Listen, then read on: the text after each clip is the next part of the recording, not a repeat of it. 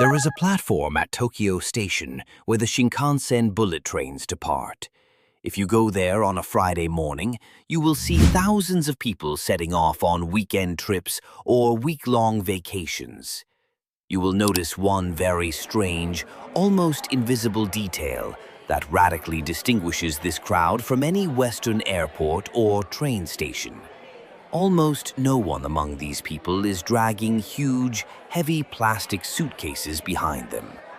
A young woman traveling to Kyoto for 5 days holds only a single elegant, soft fabric weekender bag. A man in a business suit heading on a 2-week business trip carries only a slim leather backpack. Their movements are light, their shoulders are relaxed. They are not sweating in lines, and they are not frantically looking for luggage carts. And somewhere on the other side of the world, at this exact moment, someone is standing in the middle of their bedroom, looking at a giant open suitcase that won't close, even though the trip will only last 7 days. This person feels a heavy, almost physical weight of panic. She is trying to squeeze in a 4th pair of shoes, a 5th sweater just in case, and a massive cosmetics bag. She feels the joy of the upcoming trip quietly being replaced by anxiety and exhaustion before even leaving the house. What if the difference between these travelers has nothing to do with the length of their trip or their financial means, but entirely depends on a few deep, almost invisible habits that turn travel from a heavy burden into the art of absolute freedom? By the end of this video, you will understand exactly why you always pack too much, how this physical weight quietly destroys your vacation, and how you can permanently free your shoulders and your mind by applying an approach that most of us were simply never taught. Before we move on to these habits, we need to talk about an idea we have carried inside us since childhood. We have been convinced that travel is stepping out of our comfort zone, and therefore we must bring our comfort zone with us in the form of belongings. The Western tourism and marketing industry has been selling us fear for years. We are told that we must be prepared for any possible scenario, whether it's sudden rain, an unexpected dinner at an expensive restaurant, a sharp drop in temperature, a broken heel, or the absence of our favorite shampoo at the hotel. Write in the comments right now, what is the most ridiculous thing that has traveled thousands of miles with you back and forth, but you never even took it out of your suitcase? We all do this because marketing has convinced us that the more we take, the safer we are. But this is a giant illusion. Your pre-trip stress, those hours of packing, and the feeling that you forgot something are not your fault or a sign of your disorganization. It is a direct result of a system that teaches us not to trust the world. When you try to pack things for every possible scenario, you are essentially packing your fears. And these fears have a very real physical weight that you then drag behind you upstairs, over cobblestones and through station corridors. But this is only the first domino in understanding the Japanese approach to moving through space. In Japanese culture, there is a profound philosophy of trusting the environment. When they go on a journey, they do not try to transport their home to another place. They understand one very quiet but powerful truth. Wherever you find yourself, there is life, and therefore everything necessary for life is there. If unexpected rain falls, you can always buy a clear umbrella at the nearest convenience store for a few coins. If it gets cold, you can find a warm scarf at a local market, and it will become your best, most sincere souvenir from that trip. If you accidentally tear your shirt, there will be people, shops, and solutions. Japanese minimalism in travel does not start with techniques for rolling clothes into cylinders. It starts with a fundamental mental shift. You stop treating your future destination as a hostile desert where you have to survive solely on your own supplies. You begin to perceive the world as a welcoming space. As soon as you accept this thought, half the items on your list become absolutely unnecessary. You no longer pack a suitcase-sized first aid kit for every known disease. You do not take backup chargers for every occasion, and you do not drag kilograms of rescue cosmetics. You take only the basics, trusting the world to provide you with everything else if a critical need even arises. This understanding instantly lifts tens of kilograms of the invisible weight of hyper-control off your shoulders. And here something else happens, something almost no one talks about when giving packing advice. We take an enormous amount of clothing with us because Western culture dictates the toxic rule of the illusion of choice. We want to have 3 different dresses to choose from for a single evening because we don't know what our mood will be. We take 5 t-shirts for 3 days to feel free.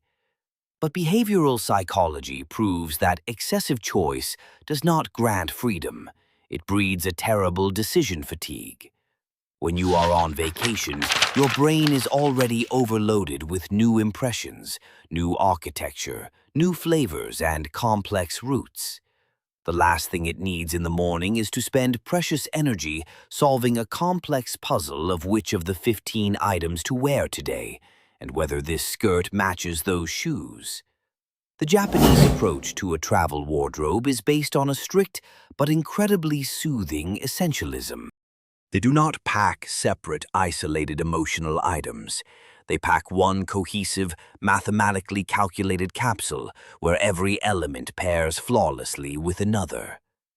2 perfect, comfortable bottoms and 3 versatile, neutral-colored tops create more working combinations than 15 brightly colored but completely incompatible items thrown together chaotically.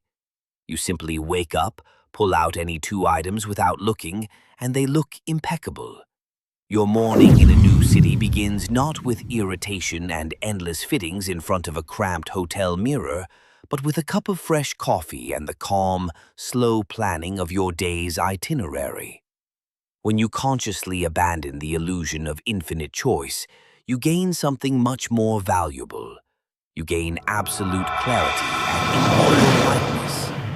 You stop being a tired porter of your own belongings and finally become a true traveler. Your precious attention is freed from the pointless maintenance of your luggage and shifts to life itself, to the incredible architecture around you, to the melodic sounds of a foreign city, and to the deep taste of new street food. This physical and mental lightness is so intoxicating and liberating that, having tried it just once, you will never in your life want to return to those giant, cumbersome suitcases. If this approach has already changed your perception of the weight you have been dragging behind you for years during every vacation, subscribe so you don't miss the next unobvious habits that quietly restore your lost freedom from material things. But let's look at the most dangerous, most toxic category of items in your bag. It is that infamous just-in-case category. Clothes for a sudden morning jog, even though you haven't run in over 6 months. High evening heels for a grand reception that isn't even close to being in your plans. A thick philosophical book you plan to read on the beach, but which you never even opened at home. All these things are the physical, material embodiment of your deep feelings of guilt and your unrealized ambitions. We pack them, naively hoping that on our trip we will suddenly magically become a different, much better, perfect version of ourselves. We sincerely believe that flying to another city or country will automatically force us to wake up at 6 in the morning for a long meditation and the reading of complex literature. Japanese life philosophy teaches us a very harsh but incredibly healing realism. A trip will never change your basic nature and your true habits. If you are critically exhausted at home, you will simply be exhausted there too, at least in the first days of your vacation. Therefore, pack only for the real person you are right now, in this exact second, and not for that idealized image you desperately want to appear as to others. Leave the heavy smart books on your home shelf. Leave the very beautiful but uncomfortable shoes, and leave the sports gear if sports are not an integral part of your daily routine at home. Just free up this space. When you stop packing your fantasies and your unrealized ambitions, your suitcase instantly becomes half the size, and your toxic vacation guilt disappears forever. You allow yourself to simply be you. Now, it is essential to pay attention to the actual physics of the luggage packing process. In the West, packing a suitcase often resembles an aggressive, forceful struggle with space. We ruthlessly crumple our clothes, try to force them into narrow crevices, and literally sit on top of the suitcase with our entire weight just to finally zip up that wretched zipper. This chaotic process itself generates an enormous, unhealthy amount of stress and irritation. In Japan, there is an ancient, very beautiful art called furoshiki. It is a technique of carefully wrapping and transporting various objects using a simple piece of cloth. The essence of this art is not just to move an object from one point to another, but to show deep respect for the object itself and the surrounding space. This wise principle directly transfers to modern daily packing as well. The Japanese actively use soft fabric packing cubes. They never fold clothes in classic stacks, where desperately pulling out one bottom t-shirt instantly ruins the entire neat structure. They fold items vertically, rolling them into tight cylinders, thereby turning the inside of the bag into a perfect, transparent, and understandable visual filing cabinet. Every piece of clothing has its own clear, predetermined place. When you open such a bag in a hotel room after a long flight, you do not see the usual terrifying chaos. You see a perfect, very soothing order that is instantly and wordlessly transmitted to your exhausted nervous system. You no longer need to unpack the entire suitcase completely, creating a horrible mess in the room. Your compact luggage immediately functions as a perfectly organized portable home wardrobe. This simple respect for material things quietly and invisibly transforms into a deep respect for your own mental peace. The next habit concerns our bathroom, which for some reason we desperately try to cram into a small travel bag, including full-sized heavy shampoos, large bottles of shower gels, 5 different types of creams for all body parts, sprays, conditioners, and lotions. These endless plastic bottles not only take up a third of the suitcase's precious volume, but they also make it incredibly physically heavy. We are terrified that a regular hotel soap will dry out our delicate skin, or that the water in another unfamiliar city will somehow unpredictably affect our hair. But Japanese everyday minimalism teaches us to rejoice in temporary, small changes. If you are going somewhere for just 1 week, using a different, non-basic product will definitely not ruin your beauty or cause you irreparable harm. On the contrary, it is just a small part of a new travel experience. Instead of dragging kilograms of unnecessary liquids on your shoulders, you can take just one compact, solid shampoo bar, which easily replaces 3 massive plastic bottles, and one universal moisturizer for everything. Everything else in your cosmetics bag is extra, absolutely unnecessary cargo, dictated solely by our imposed fear of stepping out of a rigid, familiar home routine. Rejecting a full, overflowing cosmetics bag is an act of a very quiet but confident rebellion against the beauty industry, which constantly tells us that without dozens of various jars, we will instantly lose our attractiveness. You allow yourself to be a little imperfect, a little more natural, and significantly more relaxed. And paradoxically, it is exactly this internal, deeply relaxed state that makes you much more attractive and happier on vacation than any incredibly expensive face serum you could have brought with you from thousands of miles away. Your beauty on vacation is your calmness, not your creams. There is another very deep philosophical aspect of traditional Japanese packing. It directly relates to the concept of emptiness. When we pack our suitcase before a trip, we almost always feel a strong subconscious desire to fill it completely. If there is a small empty corner of space left somewhere on the side, we will definitely, at any cost, find something to squeeze in there. Empty space scares us. It seems irrational to us, an improper use of available room. But in Japanese classical aesthetics, there is an extremely important concept called ma, which literally translates to emptiness or the space between things. This concept teaches that emptiness is not just the absence of something material. It is a powerful potential for the emergence of something entirely new in your life. If you embark on a journey with a large suitcase that is already 100% full from home, you literally, physically leave no space in your life for new discoveries. You will not be able to bring home an interesting book from a local vintage shop. You will not buy that beautiful handmade ceramic mug, and you will not bring back a pack of unusual local tea that you tried for the first time in a cozy little cafe near the hotel. Your journey from the very beginning becomes closed and sealed. You cannot let anything into it.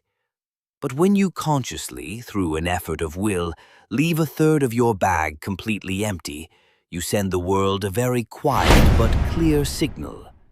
You are saying that you are entirely open to new life experiences, that you are ready to let something unexpected, fresh, and beautiful into your measured life.